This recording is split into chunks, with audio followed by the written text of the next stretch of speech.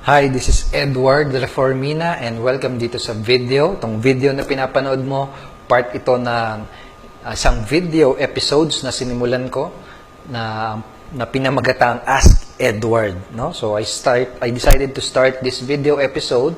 At ang gagawin ko, kukuha ko ng mga specific questions mula sa mga customers and members ng Unity Network and pati na rin sa mga email subscribers ko.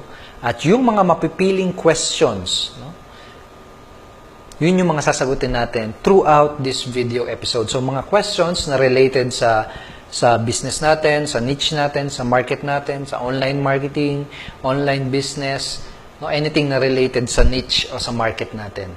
Okay, so ang first question na sasagutin natin, actually, ito yung episode number 1. This is going to be the episode number 1. At yung first questions na sasagutin natin ay galing sa dalawang person. No? So, medyo similar yung tanong nila, kaya pinagsama na lang natin.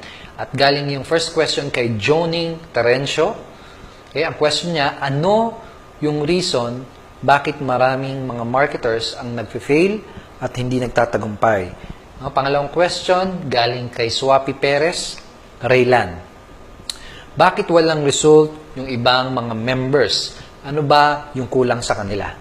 Okay, so Johnny and Swapi Perez, thank you so much for providing these questions and ito yung answer.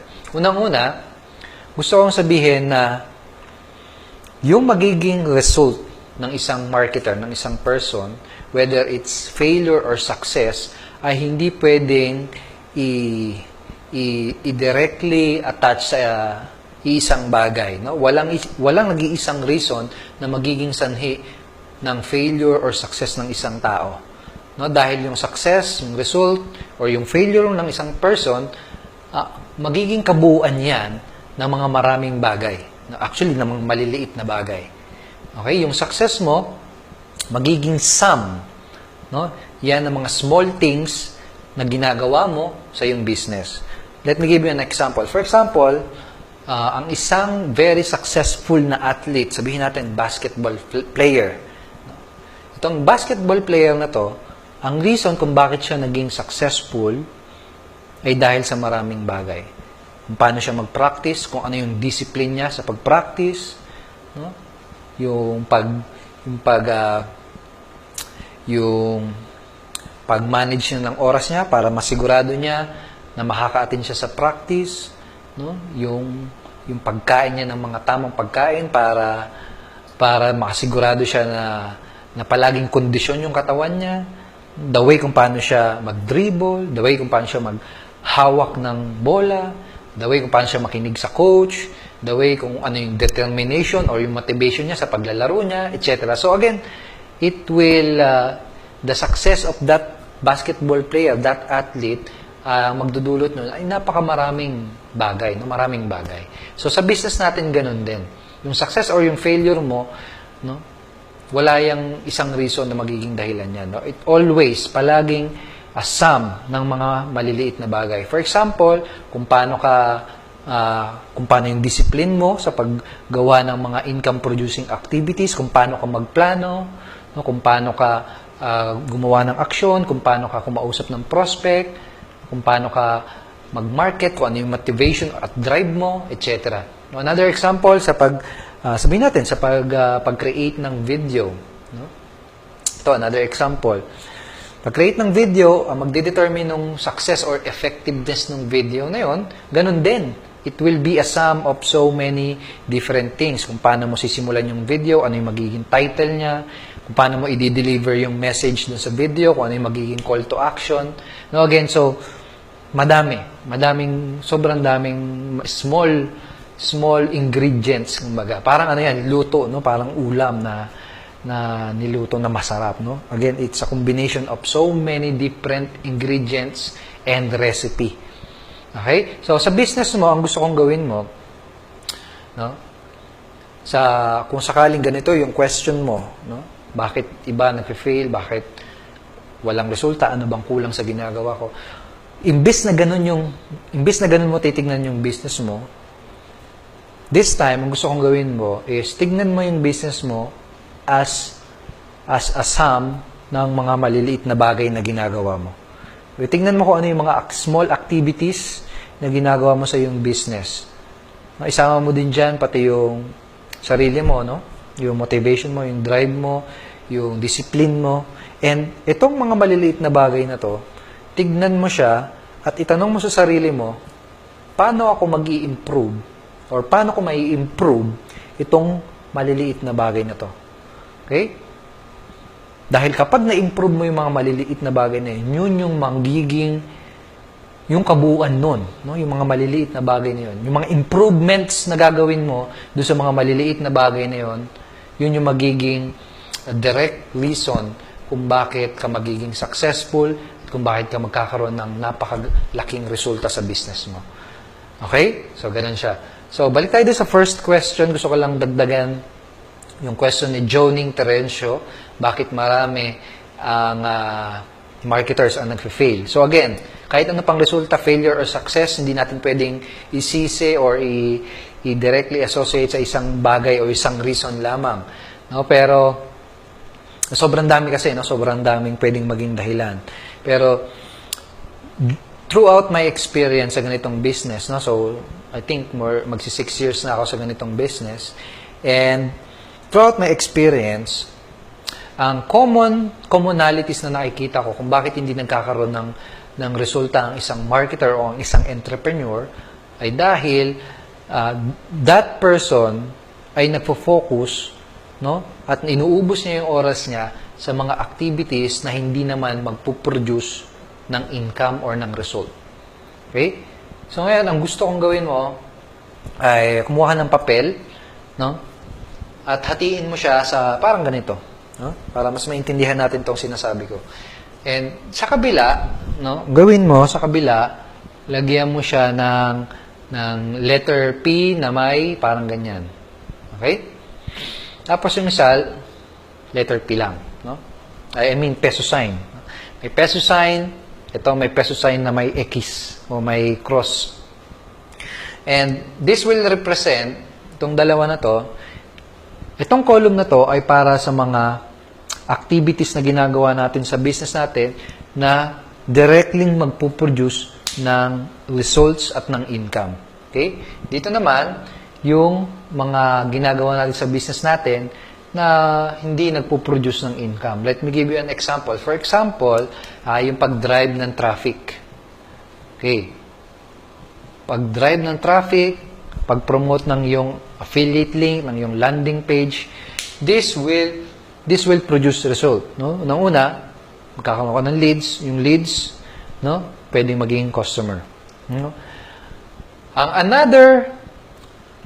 Ang one example ng isang activity na hindi naman magbibigay ng result ay watching training. Watching training,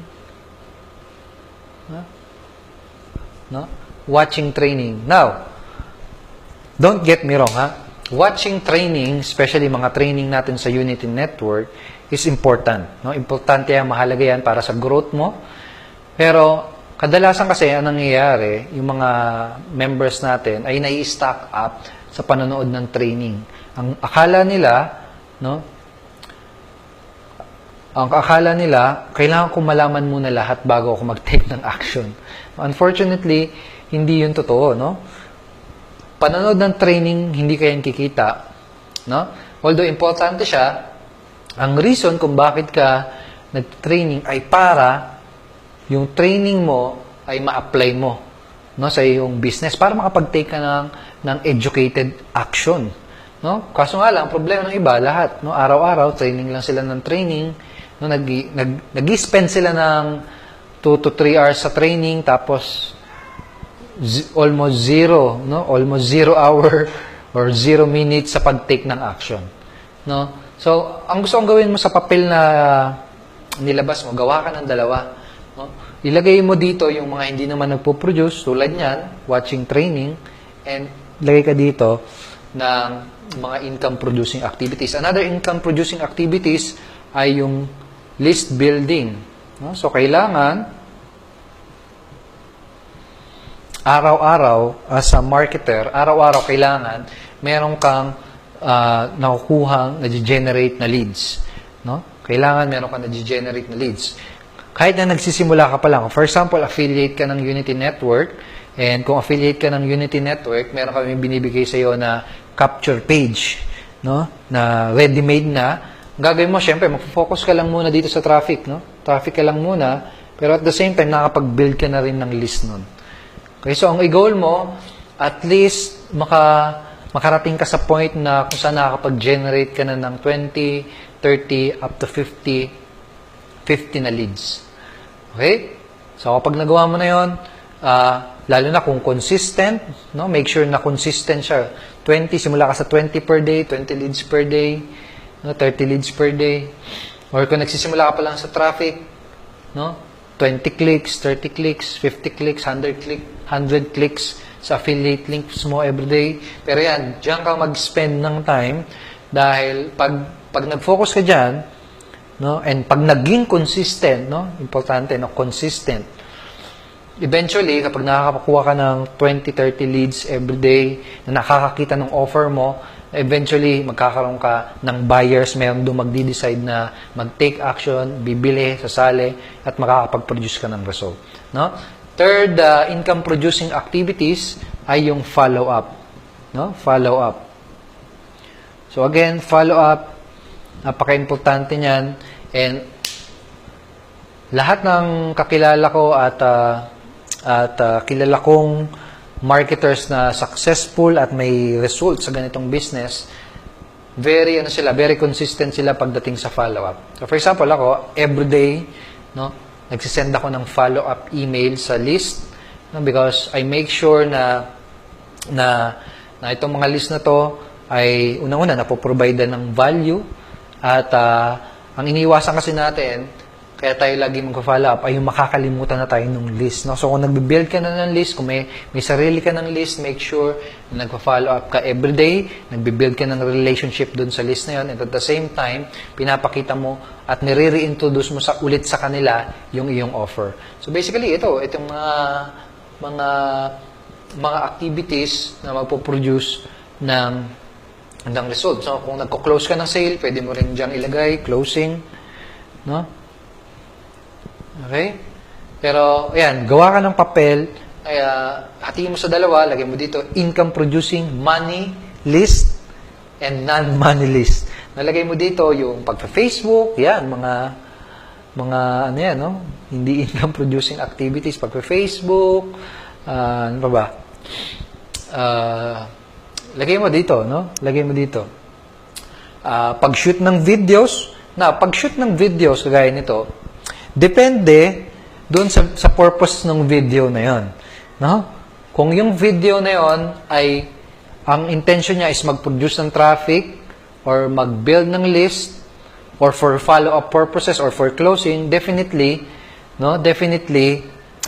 income producing activity yon. Now, kung video lang yun na parang wala lang, hi, hello ka lang sa Facebook, yung ganong klase, hindi siya income producing. So make sure na income producing palagi yung ginagawa mo. And I promise you, kapag nag-focus ka dito, no, hindi ka nagpaubos ng oras dito sa mga non-income producing activities, I promise you, maging consistent ka dito, no, eventually you will start getting result. And kapag nagsimula ka na magkaroon ng resulta, no, mag-accumulate yung mga result na yon, magko-compound yon, and magkakaroon ka ng breakthrough, at yun yung magli-lead ng bigger result at success mo.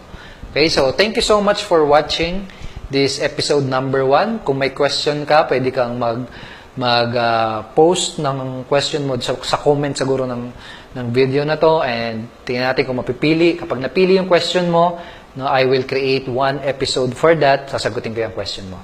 Thank you for watching, and see you in the next episode.